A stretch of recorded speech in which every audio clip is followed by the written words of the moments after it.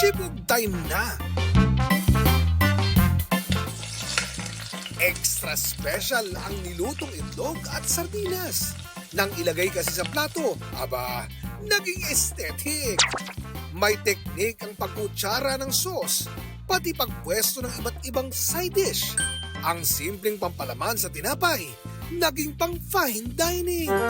Kahit ang mga rekado, mga naiwan lang sa bahay ni na Arnel. Sabi ng maraming netizens, approve! Naglalaba kasi yung misis ko, nag-request siya sa akin ng masarap daw na merienda. Dahil ayoko nung lumabas, para bumili ng meatloaf.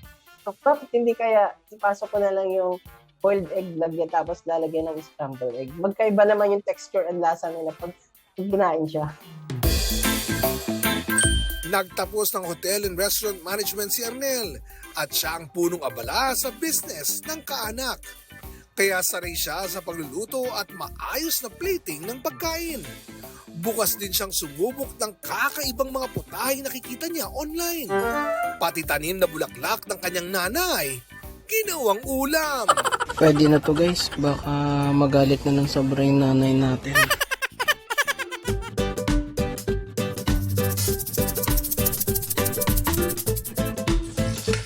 Ang prinitong buganbilya. Nakikin pa naman sa lahat dito sa bahay. Masarap naman daw. Parang lasa, ano na siya, hindi mo siya malalasahan na lasang bulaklak. Anumang putahe ang ihain basta't pinaghirapan, di lang bubusog sa tiyan, kundi magpapasaya sa puso ni Numan. Para sa GMA Integrated News, Oscar Oidang inyong saksi.